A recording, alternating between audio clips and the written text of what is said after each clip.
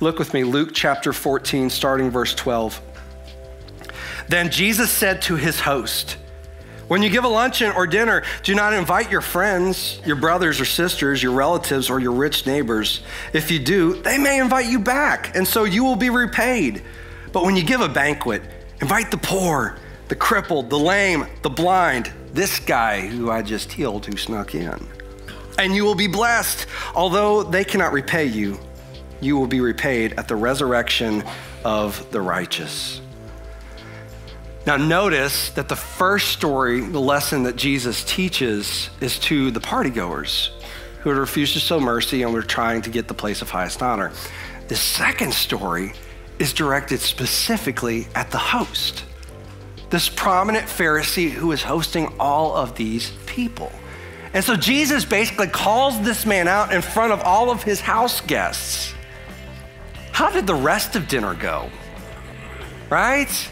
You imagine at the end of the night when the host is shaking everybody's hand on their way out and he gets to Jesus, like, what does he say to Jesus? Thank you? Like, I imagine it'd been a little awkward from that point forward. Well, what Jesus is saying to the host, he says, the next time you want to throw a party, don't invite any of these people because they'll likely invite you to their party. You know, the next time they have a wedding or a big event or a banquet, they'll invite you and then you'll feel obligated to invite them back. And it's this constant cycle of social invitations. It's sort of like you get a Christmas present right before Christmas from somebody you weren't expecting to get a Christmas present from, and you lack the ability to just leave it at thank you. Now, we tend to have a problem just saying thank you with a Christmas present. So how many of us have received a gift unexpectedly from somebody and the first thought is, oh no, now I have to go and get them something, right? You've been there, you think, oh man, it would have been better had they never got me anything because now I've got one more thing to add to my list, one more thing to buy for somebody else I wasn't expecting to have to do because we lack the ability to just simply say, thank you. But what Jesus is saying is that if you want to live a life of humble hospitality, then invite ones like the guy I just healed. Invite the poor, the crippled, the lame, the blind. Invite the people that nobody wants at their party. Invite the outcast and the foreigner. Invite the person who's never going to be able to invite you to their house.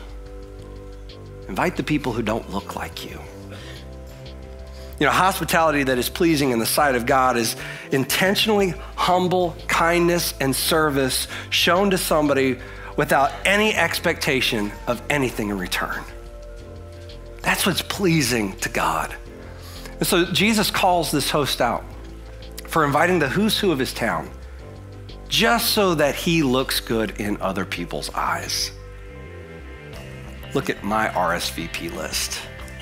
Anybody who's somebody is at my house tonight. Jesus says, don't do that.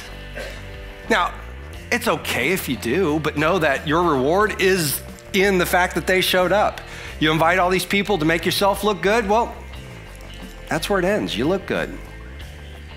Now, if you're raising money for something, those are the exact people to invite because you need to invite people with the means to be able to fund whatever benefit that you're running.